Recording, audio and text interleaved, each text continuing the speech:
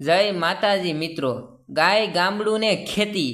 હું છું એક ગામડાનો રહેવાસી અને ગામડાનો સ્ટુડન્ટ કહેવાય। કારણ કે કેમ કે બધા મારા કલેજાઓ છે, તમે બધા વિડીયો જોઈ રહ્યા છો, મારા ભાઈઓ છે અને મારા મિત્રો છે બધા, અને મારા દિલથી ચાહવાવાળા મને યુટ્યુબર છું।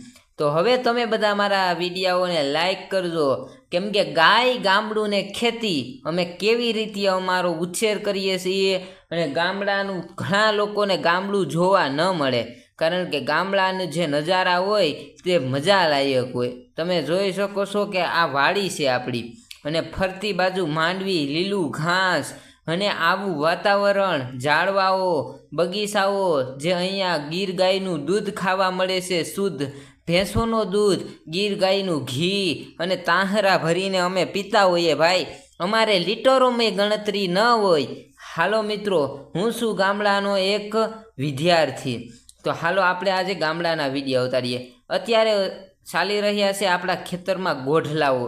તમે જોઈ શકો છો કે અત્યારે ગોઢલા ચાલી રહ્યા છે, સળાર મૂક્યા છે, અને માથે એક માણા ઊભ્યો છે જે 55 કિલોનો છે, તો પણ આપણા ગોઢલા ચાલી રહ્યા છે।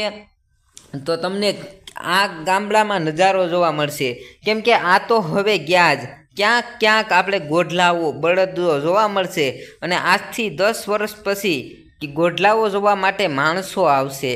તમે જોઈ શકો છો કે ઓરિજિનલ આપણા કચ્છમાંથી લઈ ગયેલા ગોઢલા, અને એવા રૂપ કાઢી ગયેલ જેના આપણે ખેતરમાં હાંકતા હોય તો માંડવી પણ ખુશ થાય અને થોડી વધારે થાય। આ અમારો શોખ છે અને આ અમારો જીવ છે।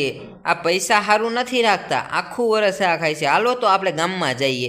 તો આ છે ગામની ગાયો જે ગૌશાળામાં છે, અને આ ભેંસો અત્યારે તો બધા જઈ રહ્યા છે। તો આ ગામની નથી ભાઈ, અત્યારે તો આ લોકો, તો આ ગામડું છે આપણું, અને તમે જોઈ શકો છો ગાયું સરી રહી છે। તો આપણે ગૌશાળા તરફ જઈ રહ્યા છીએ, અને હું ગાડી લઈને જાઉં છું। તો અત્યારે તમે ગાયો બધી જ અત્યારે સરવા છોડી છે અમારા ગામમાં ગૌશાળામાંથી। તો આ ગામડું છે મિત્રો, જોઈ શકો છો કે ગાયો કેવી સરસ સરી રહી છે, અને આવું વાતાવરણમાં આપણે વચ્ચે આપણે ઊભ્યા છે તો આપણું શરીર આફળું પવિત્ર થઈ જાય। અને આ કાબરી ઓળકી તમે જોઈ શકો છો, અને આ ત્રણેય છે તે બાંધેલ છે, પણ ગાયું તો જોઈ શકો છો કે ઓરિજિનલ ગીર છે। અને આપણે ગૌશાળાની અંદર આવી ગયા છે, જે આ ગાય હમણાં વ્યાજમ છે, થોડા જ દિવસમાં વ્યાશે, અને આપણે લઈ લીધી છે ફાઇનલી। એટલે આ મારા બાપુએ લઈ લીધી છે, જે 11,000 કિંમતમાં લઈ લીધી છે, અને ઓરિજિનલ દેશી ગાય છે, જેનું દૂધ આપણે ખાઈ ને આપણી શારીરિક આપણે બચાવી શકીએ છીએ।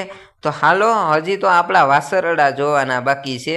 આ ગાય હવે 2 થી 3 દિવસમાં વ્યાજ હશે, અને હવે આપણા વાછર, આ નાની ધણેજ, તાલુકો માળિયા હાટીના, જિલ્લો જુનાગઢ ને ગામ નાની ધણેજ ગૌશાળામાં આવ્યું ગાયું, અને સરસ ખૂટ છે। આ સપરું બનાવ્યું છે, જેમાં સફેદ કબૂતરા પાડ્યા। તમે જોઈ શકો છો કે આ 2 નંદી છે આપણી ગૌશાળામાં, અને સારામાં સારા રિઝલ્ટ પણ આવે છે। જોઈ શકો છો કે આ રિઝલ્ટ છે જે આડી ઊભ્યો હતો તે સાંજનો। તો તાલુકો માળિયા હાટીના, જિલ્લો જુનાગઢ ને ગામ નાની ધણેજમાં આવા રિઝલ્ટ આવી રહ્યા છે। તમારે પણ જો ગાયને ફરી કરવી હોય તો અહીંયા લઈને આવે। તો આ જોઈ શકો છો તમે રિઝલ્ટ કે આ લાલ બુલનું છે। તમે જોઈ શકો છો કે વાસળી કેવી સુંદર આવી છે।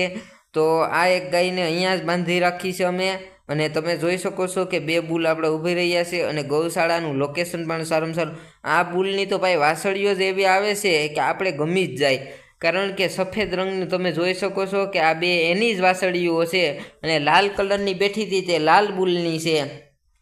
તો તમે પણ અહીંયા ગાયને ભેળવવા આવી શકો છો, કારણ કે જો હવે ફરી પધારજો એવું અમારા ગૌશાળામાં લખ્યું છે। તો બધા ભાઈઓ આવવાનું। તો આપણી ગાયો અત્યારે બધું ઊભ્યું છે, અને બધું જ ગાયો અત્યારે સરી રહ્યું છે। તો આપણી આ અમારી જ ગૌશાળા છે, અને એટલે અમારા ગામની જ ગૌશાળા છે, અને અમે બધાય આમાં જે એકત્રિત ફાળો થાય તે ગાયોને જ નાખવામાં આવે છે, અને અત્યારે ચોમાસામાં ખુલ્લી મૂકવામાં આવે છે, કારણ કે એને પણ વાતાવરણનો લાભ મળે। જોઈ શકો છો કે આ ગાયનું પૂતરું કર્યું છે। તો ચેનલને સબસ્ક્રાઈબ કરી લેજો, લાઈક કરી દેજો। આ છે આપણી, આ ગાયોનું જ બધું દેખાડવાનું છે। આ ઘરેથી આપણી ઓળખી છે, જે અત્યારે 1.5 વર્ષની થઈ છે અને તેની માથી પણ ઊંચી છે. તો આ પુષ્કર નામનું જે ખૂટ આવે છે, પુષ્કર નામના ખૂટનું બીજદાન આવે છે, તેનું આપણે એ સીમન મુકાવ્યું હતું એને એ વાછડી છે. આ 1057 બુલની વાછડી છે અને આ અત્યારે વ્યાઈ ગઈ છે.